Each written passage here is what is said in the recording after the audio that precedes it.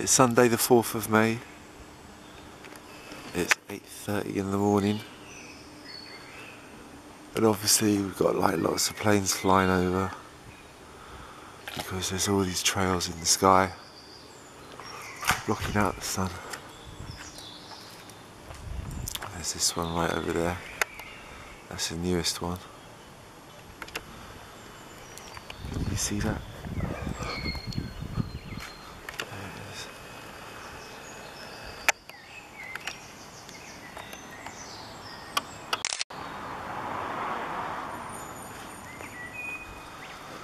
Oh, that's not a contrail.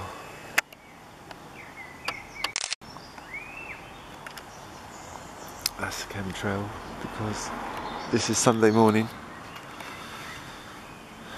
and you don't get that many flights on a Sunday morning. So we've got two trails right over there. We've got 1, 2, we've got that one, we've got 3. And we've got these things, 4. And there's a couple of older ones like 5 and 6. And we've just got that new one. 7.